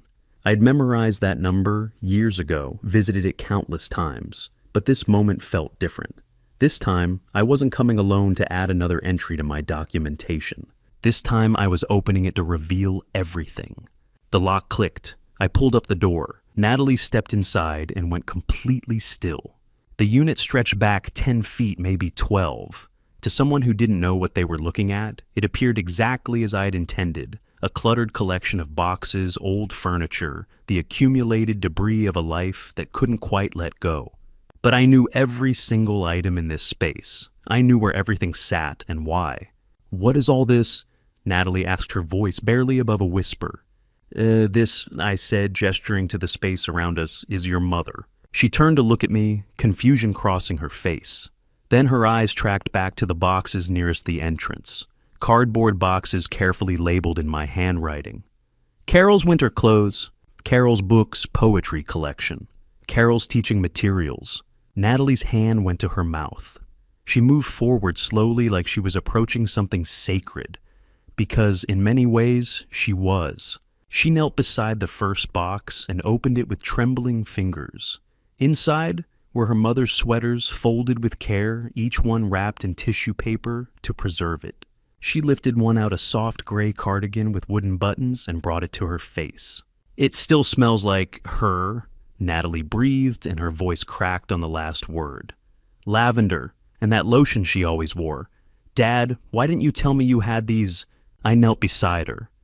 "Because I was saving them. For you. For when you needed them most." The tears came then falling silently down her face as she held that sweater against her chest. It was the kind of crying that doesn't make sound, the kind that comes from a place so deep inside that words can't reach it. The place where grief and love exist together, inseparable. I let her cry. I let her move through the boxes at her own pace, discovering pieces of her mother she'd thought were lost forever. Carol's favorite novels margins filled with her handwritten notes. Photo albums from before Natalie was born, showing a younger version of her mother, vibrant, laughing, full of dreams. Carol's jewelry box containing the simple pieces. She'd loved a pearl necklace, small silver earrings, a watch that had stopped working years ago, but which she'd refused to throw away. "I thought all of this was gone," Natalie said, running her fingers over her mother's handwriting in a book margin. "I thought we donated everything, given it all away." "We kept the pieces that mattered," I said, "the pieces that told her story." Natalie spent nearly an hour with those boxes, touching everything, remembering. She cried more, but differently now, not with the sharp pain of fresh grief, but with the bittersweet ache of reconnection. Finding someone you thought you'd lost, even if only in objects and scent and memory. Eventually, she looked up at me. "Is this why you kept the storage unit, just for Mom's things?" "Not just," I said. "There's more." I stood and moved deeper into the unit, past the boxes of Carol's belongings, past the furniture that served as camouflage to the back corner, where a locked metal cabinet sat against the wall. It was fireproof, waterproof, designed to protect documents. I'd bought it the same week Carol died. I unlocked it. Inside, organized with meticulous care, were the documents that had shaped our family's future. I pulled them out one by one, laying them on top of a nearby box so Natalie could see. "The prenuptial agreement," I said, showing her the first document. "Your mother insisted we have you sign this before the wedding. She said the world was dangerous, that we needed to protect you legally, not just emotionally." Natalie stared at it. "I remember signing this. Brandon was so angry. He said it meant I didn't really love him, that I was planning for our marriage to fail." She looked up at me. "I almost didn't sign it. He made me feel so guilty." "But you did sign it," I said, "because somewhere inside you knew it was important." Next, I showed her the trust documents. Page after page of legal language that boiled down to one essential fact. Everything Carol and I had built was protected. The house, the investments, the life insurance, all of it held in an irrevocable trust with Natalie as the sole beneficiary. "Brandon couldn't touch any of this," I explained. "Even if you'd wanted to give it to him, you couldn't. That's how your mother designed it. She made sure that no matter what happened, divorce, coercion, manipulation, these assets would remain yours." Natalie was shaking her head, slowly processing. "He wanted the house so badly. He kept pushing me to ask you for it, to convince you to sign it over to us. He said we needed it, that we deserved it, that you were being selfish by keeping it." "He knew," I said. "Or at least he suspected. That's why he pushed so hard. That's why he tried to break in here." Then I lifted out the journal. It was thick, the leather cover worn from 3 years of handling. Natalie recognized it immediately. She'd seen me writing in notebooks over the years, though she'd never known what I was recording. Is that, she started. 3 years of documentation, I said. Everything I saw, everything I noticed, everything Brandon did to you recorded with dates and details. I opened it carefully, turning to passages I'd marked. My handwriting filled every page, sometimes neat, sometimes hurried, but always detailed. I began reading selected entries aloud. June 15th, 2021. Watched Brandon check Natalie's phone while she was in the bathroom during dinner at their apartment. She returned and saw him holding it. Instead of questioning him, she smiled and thanked him for caring about her safety. He had already trained her to interpret surveillance as affection. Natalie's face had gone pale. I continued. September 3rd, 2021, Brandon told Natalie that Jacob has romantic feelings for her, that he's always wanted to break up her marriage. Watched my daughter believe this lie about a man who's been like family to her for 31 years.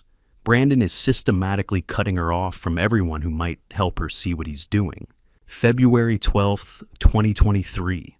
Natalie flinched when Brandon raised his voice at dinner. Just raised his voice, he didn't even touch her. But she immediately apologized for upsetting him, asked what she'd done wrong. She's been conditioned to take responsibility for his emotions. March 20th, 2023. Natalie mentioned casually that Brandon had pushed her into a wall during an argument. She called it an intense moment, said she probably deserved it for talking back. This is the first mention of physical violence. I need to document this carefully. It will escalate from here. With each entry, Natalie seemed to shrink further into herself. But I kept reading because she needed to hear it. She needed to understand the pattern, to see how methodically she'd been broken down. When I finally stopped, Natalie was trembling. Why didn't you tell me? Her voice was raw, breaking. Why did you just watch and write it down? Why didn't you stop him? This was the question I'd known was coming. The question I'd asked myself 1,000 times during those 3 years. Because you wouldn't have believed me, I said gently but firmly. Brandon had already convinced you I was controlling, that I didn't understand your marriage. If I'd shown up with accusations and no proof, you would have defended him. You would have pulled away from me even more, and then you would have been completely alone with him. But I was suffering, Natalie said, and now anger mixed with her tears. I was being hurt, and you knew, and you just documented it. I was building a case, I said. I was creating a record that couldn't be denied or explained away. Because Natalie, men like Brandon are experts at making people doubt their own experiences. They're experts at making everyone else look unreasonable. The only way to fight that is with undeniable evidence. The weeks that came after Brandon's arrest were, without exaggeration, the hardest period of Natalie's entire life. It wasn't regret that made them difficult. She didn't regret walking away from him. Didn't regret watching him get handcuffed and taken away. What made those weeks unbearable was confronting everything she'd failed to see, everything she'd normalized, everything she'd permitted another human being to do to her sense of self. She moved back into my house that same week. Her old bedroom waited exactly as she'd left it years ago. The walls still painted the soft blue she'd chosen in high school. Her bookshelf still holding the novels she'd loved before Brandon had convinced her that reading was a waste of time that could be better spent on him. Walking back into that room seemed to break something open inside her. She stood in the doorway for several minutes, just staring, before finally stepping inside. It's like walking into a museum of who I used to be, she said quietly. Within days, I'd arranged for her to meet with Dr. Elena Miranda, a clinical psychologist who'd spent 2 decades specializing in abuse recovery and trauma processing. Doctor. Miranda's office sat in a quiet building in Pasadena, and Natalie began seeing her twice weekly. The sessions were intensive, exhausting work that left Natalie drained each time she returned home. I'd watch her come through the door after those appointments, her eyes red-rimmed her shoulders, carrying a weight that seemed heavier than when she'd left. She'd go straight to her room sometimes, needing space to process whatever she had unpacked that day. Other times, she'd sit with me in the living room, not saying much, just needing the presence of someone who wouldn't ask questions or demand explanations. The leather journal became her constant companion during those weeks. She'd carry it with her throughout the house, reading passages, then setting it down, then picking it up again hours later to read more. 800 pages of documentation, 3 full years of her father's observations, and she was determined to read every single word. I'd find her curled up on the couch at odd hours, the journal open on her lap, tears streaming silently down her face as she read entries from dates she remembered. Birthdays where Brandon had made her feel guilty for wanting to celebrate. Holidays where he'd isolated her from extended family. Ordinary Tuesdays where he'd checked her phone, controlled her money, questioned her clothing choices, all while making her believe this was normal relationship behavior. June 8th, 2022. She read aloud to me one evening. Brandon convinced Natalie to quit her pottery class. She'd been excited about it for weeks, but he said it was taking time away from their marriage that her commitment to him should come first. She canceled her enrollment and apologized to him for being selfish. She looked up at me with hollow eyes. I loved that pottery class. I'd completely forgotten I'd even signed up for it. He erased it so completely that I lost the memory of wanting it. Those were the moments that broke my heart all over again. Watching her rediscover pieces of herself that Brandon had systematically deleted. There were difficult days when anger replaced sadness. Days when Natalie would confront me with accusations that I understood she needed to voice. "Why didn't you just tell me?" she demanded one afternoon, her voice rising. "Why did you sit there writing it all down instead of shaking me and making me see what he was doing?" I'd learned by then to let her express the anger without becoming defensive. "Because Brandon had already convinced you that I was your enemy," I'd respond calmly. He'd already planted the idea that I was controlling, that I didn't understand love, that I wanted to ruin your happiness. If I'd confronted you directly without undeniable proof, you would have defended him and pushed me away completely. I couldn't risk losing you entirely. She'd rage for a while, then collapse into tears, then eventually apologize, though I'd always tell her the apologies weren't necessary. Anger was part of healing. Directing it at safe people was part of learning to feel emotions she'd been forced to suppress for years. The legal process moved forward with a momentum that felt both too fast and agonizingly slow. The district attorney's office built their case methodically. Brandon was formally charged with attempted murder in the first-degree aggravated domestic violence, financial exploitation, and conspiracy to commit insurance fraud. The evidence stacked against him reached overwhelming proportions. The video footage Jacob had captured, my 3-year documentation, Jacob's eyewitness testimony. The private investigator's surveillance reports, financial records showing his deteriorating accounts, and his searches about my insurance policies. The trial began on a gray Monday morning in October and stretched across 3 weeks of testimony, cross-examination, and evidence presentation. I attended every single day, sitting in the gallery behind the prosecution's table. Jacob came whenever his work schedule permitted. Natalie attended the days when she wasn't required to testify, though her therapist had cautioned about the potential re-traumatization of sitting in the same room as Brandon. When Natalie's turn came to take the witness stand, I watched my daughter do one of the bravest things I'd ever witnessed. She walked to that elevated chair, placed her hand on the Bible, swore to tell the complete and unvarnished version of events, and then spent 4 hours describing her abuse in excruciating detail. She talked about the bruises where they had come, from how Brandon had explained them, a way how she'd learned to hide them with clothing and makeup. She described the financial control, how he'd taken over her paychecks, monitored every purchase, made her ask permission for basic necessities. She explained the isolation, how he'd systematically destroyed her friendships, poisoned her relationship with me, convinced her that everyone except him wanted to hurt her. Brandon sat at the defense table throughout her testimony, his face carefully neutral, except for occasional moments when rage flickered across his features. His attorney tried to paint Natalie as confused as someone who'd misinterpreted normal marital dynamics as a daughter, too influenced by an overprotective father. But the evidence was simply too substantial to dismiss. When the jury returned after 2 days of deliberation, I felt Natalie's hand find mine in the gallery. We stood as the verdict was read, guilty on all counts, every single charge. Natalie didn't celebrate. She wept deep, shaking sobs that came from a place of profound relief. Relief that she'd been believed, relief that the system had acknowledged what had been done to her, relief that her experiences were now officially recognized as real, documented, and criminal. The judge sentenced Brandon to 15 years in state prison with no possibility of parole for at least 10. As the bailiffs led him away, he turned and looked directly at Natalie, his face contorted with rage.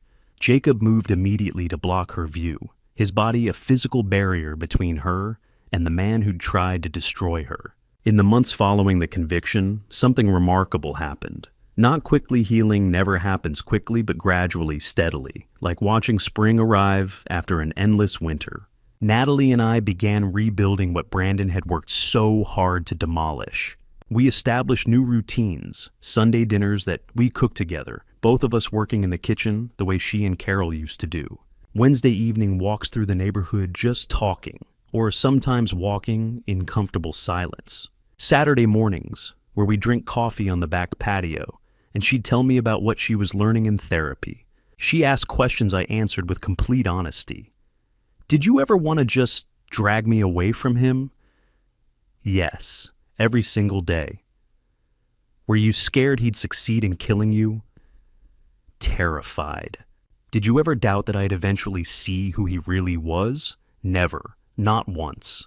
These conversations stitched us back together, one honest exchange at a time.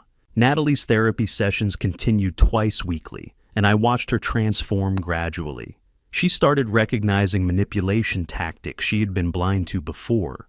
She learned the distinction between someone protecting you and someone controlling you. She began understanding that real love doesn't require you to diminish yourself, doesn't demand you abandon your own needs, doesn't punish you for having boundaries. And through it all, Jacob remained a steady, quiet presence.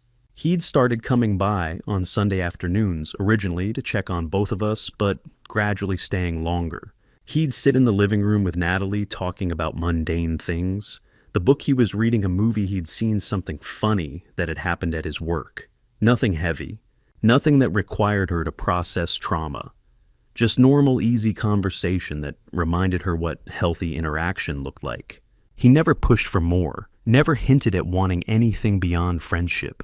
He was simply there, reliable and safe, proving through consistent presence what trustworthy love actually looked like. I'd watch them from the kitchen sometime, seeing the way Natalie gradually relaxed around him, the way she started laughing at his jokes again, the way she'd lean toward him slightly when they talked, her body language showing trust her words hadn't yet caught up to. About 2 months after Brandon's sentencing, Natalie came to find me one afternoon. I was in my study organizing some paperwork when she appeared in the doorway with an expression I couldn't quite read. "Dad, can we talk about something?" she asked. "Always," I said, setting aside the documents. She came in and sat in the chair across from my desk, her fingers fidgeting with the hem of her shirt, a nervous habit she'd had since childhood. "I've been reading your journal again," she started. "The entire thing from beginning to end, and I've realized something important." I waited, letting her find the words. "I realize how much you loved me," she said, her voice catching slightly. 1 full year had passed since the day Brandon was arrested in my living room, handcuffed and screaming threats as officers led him away. 365 days of healing, rebuilding, and slowly learning what normal actually looked like. I was sitting in my living room on an ordinary Tuesday afternoon when Natalie walked in with Jacobs, and something about the way they entered together made me set down the newspaper I'd been reading. My daughter looked happy, genuinely, authentically happy in a way I hadn't witnessed in years. Maybe not since before she had met Brandon, but this happiness was different from anything I'd seen before. It wasn't the manic, performative joy she'd displayed with Brandon, the kind that always seemed like she was trying to convince herself as much as everyone else. This was something quieter, something solid, something real. "Dad!" Natalie said, settling onto the couch beside me, while Jacob took the armchair across from us.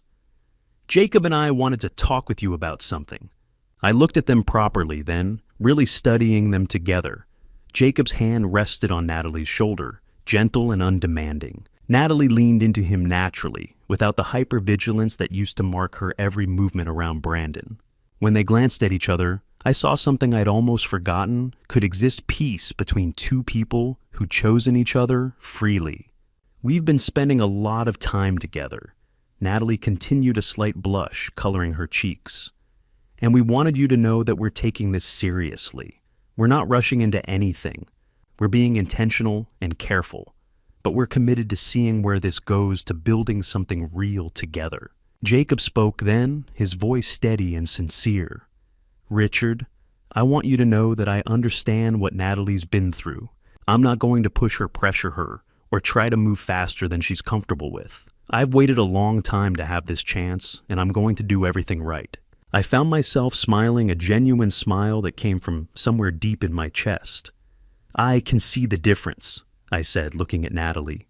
With Brandon, you were always tense, always monitoring his reactions, always walking on eggshells. With Jacob, you're yourself. You laugh without checking first to see if it's allowed. You make your own decisions without seeking permission. That's exactly what you deserve. Natalie's eyes filled with tears, but they were good tears this time. It feels completely different, Dad. When Jacob says he loves me, I believe him. When he asks what I want, he actually listens to my answer. When I need space, he gives it to me without making me feel guilty. I didn't even know relationships could work like this. We talked for another hour that afternoon, the three of us discussing their plans, their boundaries, their hopes for the future. Jacob was patient, answering my questions without defensiveness. Natalie was open, sharing her feelings without the fear that used to permeate everything she said. It was the kind of conversation that should happen before any relationship gets serious, the kind Brandon had never allowed. Several weeks later, on a bright Saturday morning, Natalie approached me with a request I'd been half expecting. Dad, would it be okay if we went back to the storage unit? She asked. I think I'm ready to sort through more of Mom's things, and I'd like to do it together if you're willing. We made the drive downtown, the same route I'd traveled countless times alone over the years, but this time felt fundamentally different. The storage unit was no longer a secret fortress, no longer a hidden vault containing evidence of abuse and protection. It was just a space now, a room filled with memories that needed sorting. When I rolled up the door, sunlight flooded the interior, illuminating dust motes floating in the air. Together, we began the work of going through Carol's belongings with fresh eyes and open hearts. We spent hours there that day. Some items we decided to donate, clothes that deserved to be worn, rather than preserved kitchen items that someone else could use. Other things we carefully packed to bring home Carol's collection of poetry books, with her notes filling the margins, photo albums documenting her life before Natalie was born. The simple jewelry she'd loved wearing daily. The storage unit transformed as we worked. What had once been a carefully organized fortress of secrets gradually became simply what it should have been. All along, a temporary holding space for memories in transition, waiting for the right moment to return home. When we reached the locked metal cabinet at the back, Natalie paused. She looked at it for a long moment before turning to me. Dad, what should we do with your journal? The one with all the documentation? I'd thought about this question many times over the past year. It's yours, sweetheart. If you want to keep it, it's yours. So, you'll always have a record of how much you fought to get here, how far you've come. Or, if you want to let it go, we can do that too. Natalie reached out and lifted the leather-bound journal, carefully cradling it like the precious evidence it was. I think I want to keep it, she said quietly. Not to relive the pain, but to remember. To remind myself of what warning signs look like so I never miss them again. And maybe someday, if I ever have a daughter, to show her that people who really love you protect you even when it's hard. We brought the journal home, along with Carol's belongings, integrating them back into our house where they belonged. The months that followed brought continued transformation. I watched Natalie build a life that bore no resemblance to the existence she'd endured with Brandon. Her therapy sessions with Dr. Miranda continued, though. They spaced out to once weekly as she progressed. She returned to work at the marketing firm she'd left during her marriage, discovering that her skills were not only intact, but sharpened by her experiences. She reconnected with old friends carefully, tentatively at first, then with growing confidence as she learned to trust again. And through it all, Jacob remained a constant presence. He and Natalie moved through their relationship with a deliberateness that was beautiful to witness. They went on actual dates, movies, dinners, walks on the beach, where Natalie got to simply enjoy someone's company without ulterior motives lurking beneath every interaction. They had conversations about their future that included both their dreams and their boundaries. They built something based on mutual respect, genuine affection, and the kind of trust that can only develop when someone proves day after day that they mean what they say. One evening, I walked into the kitchen and found Natalie sitting at the table with the journal open in front of her. When she noticed me, she looked up with an expression I couldn't quite read. "I am reading the entry from the day Brandon first came to Sunday dinner," she said. "The very first time you met him. And Dad, you knew something was wrong from that very first night, didn't you?" I pulled out a chair and sat across from her. "I had a strong feeling," I admitted. "And something about the way he looked at you. The questions he asked, the way he seemed to be calculating rather than connecting. But feelings aren't proof. Instinct isn't evidence. So I did the only thing I could do. I watched, I documented, and I prepared for whatever might come." "And you were right," Natalie said, her voice barely above a whisper. "From day one, you saw what I couldn't see. You knew what I refused to believe." "But you see it now," I pointed out gently. "That's what matters. You learn to recognize it, to name it, to refuse to accept it ever again."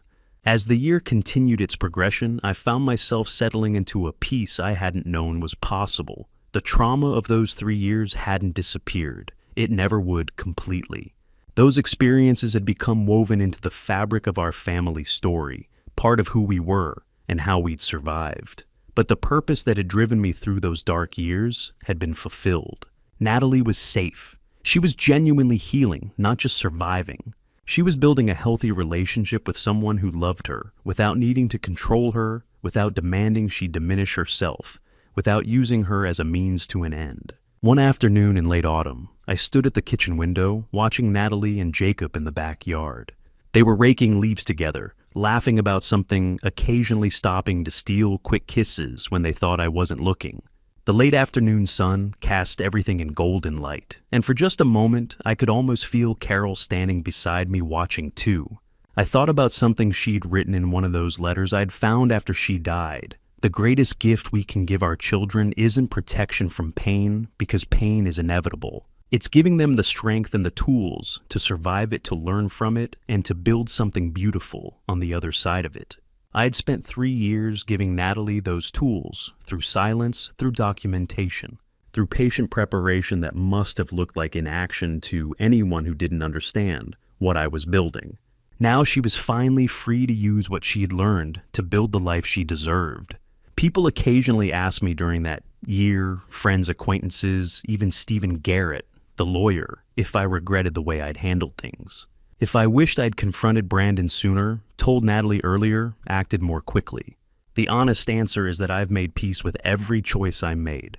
I didn't tell Natalie what I was seeing because she wasn't ready to hear it. Brandon had already positioned me as the enemy, and any direct confrontation would have driven her deeper into his control. I didn't act immediately because I didn't have the kind of proof that would hold up legally or convince anyone who mattered. I remained silent, because sometimes silence is the most difficult and most necessary form of protection a parent can offer. And I kept that storage unit secret, accumulating evidence and documentation, because the most powerful thing a father can do is prepare quietly and thoroughly for a disaster. He desperately hopes will never arrive, but if it does, he's completely ready. My daughter is safe now. She's building an authentic life with genuine relationships. And somewhere, I believe Carol is watching and feeling proud. Not proud of the suffering we endured, but proud of how we survived it, how we protected each other, how we emerged on the other side, still capable of love and trust. That storage unit downtown taught me something I never expected to learn. The greatest legacy a parent can leave isn't measured in money or property or material possessions. It's measured in the certainty, the absolute, unshakable knowledge that someone loved you enough to protect you, even when you couldn't see it, even when you actively fought against it, even when you believed they were your enemy rather than your defender. That's the real secret that was hidden in that climate-controlled unit all along. Not insurance documents or financial records or legal protections, though those mattered too. The real secret was something far more valuable: the knowledge that a father's love sometimes looks like patience when you want action, silence when you want words, and quiet preparation when you want immediate rescue. And sometimes that quiet preparation is exactly what saves everything that matters. To everyone who's listened to this family story from beginning to end, I need you to understand something crucial. What happened in my family isn't an isolated incident. This family story represents a pattern that plays out in homes across every neighborhood, every city, every country. Family betrayal wears different masks. Sometimes it's a charming son-in-law, sometimes a trusted partner, sometimes someone who seemed perfect on the surface. But the underlying pattern remains identical: isolation, control, manipulation. And when those tactics fail, escalation into something far more dangerous. My name is Richard Hale, and I'm sharing this family story because I need you to learn from my mistakes, not repeat them. I waited 3 years, 3 entire years of watching my daughter suffer, while I documented evidence in silence. I convinced myself that patience was wisdom, that waiting for perfect proof was necessary. But here's what I should tell you: don't do what I did. Don't let the pursuit of perfect evidence paralyze you into inaction. Don't use documentation as an excuse to avoid the hard conversation that needs to happen today, not tomorrow. When you see family betrayal unfolding, whether in your own home, your friend's relationship, your neighbor's marriage, speak up. Speak up even when your voice shakes. Speak up even when you don't have 800 pages of evidence. Speak up even when the person you're trying to help pushes you away. Because silence, no matter how well-intentioned, allows abuse to flourish in darkness. I want to be absolutely clear about something. This isn't about revenge. This was never a revenge story designed to satisfy anger or settle scores. Justice and revenge are entirely different paths. Real justice means naming what's happening out loud, seeking help from people equipped to provide it, and using legal systems designed to protect the vulnerable. Revenge is about inflicting pain. Protection is about preventing it. Never confuse the two.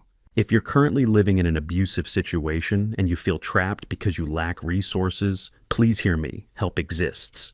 Domestic violence hotlines offer free support, free counseling, free guidance on how to leave safely. They have trained professionals who will listen without judgment, who will believe your experience, who will help you create an exit plan. You don't need money saved up. You don't need evidence documented. You just need the courage to make that first call. I acknowledge my privilege in this situation. I had financial resources that many people don't have: money for a storage unit, money for a private investigator, money for a skilled attorney. I had time to document because my life wasn't in immediate danger. Not everyone has these advantages. But here's what I believe with absolute conviction: everyone deserves protection regardless of their resources. Everyone deserves to live free from fear. Everyone deserves relationships built on respect rather than control. This family story carries multiple layers of meaning for me. On one level, it's about a father's desperate love, about protection that looked like patience, about preparation that seemed like inaction. But on another level, it's a cautionary tale with lessons that extend far beyond my family. Abuse is devastatingly real. Abusers are often intelligent, calculating, strategic in ways that make them difficult to stop. And they never stop on their own. External intervention is always necessary. Throughout those 3 difficult years, I found myself praying more than I had since Carol passed away. I'd pray for wisdom to know when to act. I'd pray for protection over Natalie, even when she'd push me away. I'd pray for God to give me strength to endure watching my daughter suffer while I prepared the evidence that would eventually save her. Faith didn't make the burden lighter, but it reminded me that I wasn't carrying it alone. When I felt most helpless, I'd remember that God sees what happens in darkness, that He stands with the oppressed, that He promises justice for those who've been wronged. That sustained me when nothing else could. Here's my personal belief, shaped by these experiences: love without boundaries isn't love, it's enabling. Protection without action isn't protection, it's observation. Faith without works is incomplete. I should have acted sooner, spoken louder, intervened more decisively. I convinced myself that patience was a virtue and sometimes courage demands immediacy. If this family story has resonated with your own experiences, I invite you to share your thoughts in the comments below. Your perspective matters. Your story deserves to be heard. And if you found value in hearing about our journey through family betrayal toward healing and justice, please consider subscribing to this channel. We share stories of survival, resilience, and recovery because these narratives have power. They show others that escape is possible, that healing is real, that life after abuse can be beautiful. Thank you sincerely from the depths of my heart for staying with this story until the very end. Your time and attention honor what Natalie and I survived. One final note before we part: what you've just heard is a story crafted for educational purposes, designed to illuminate patterns of manipulation and paths toward recovery. Some details have been fictionalized to strengthen the lessons contained within. If this type of content doesn't align with what you're seeking, please feel free to step away and find something better suited to your needs. But if you're ready to hear more stories of courage and restoration, I'll continue sharing them. Take care of yourselves, watch out for each other, and remember, speaking up might feel uncomfortable, but silence allows harm to continue unchallenged. May God's peace and protection be with you always.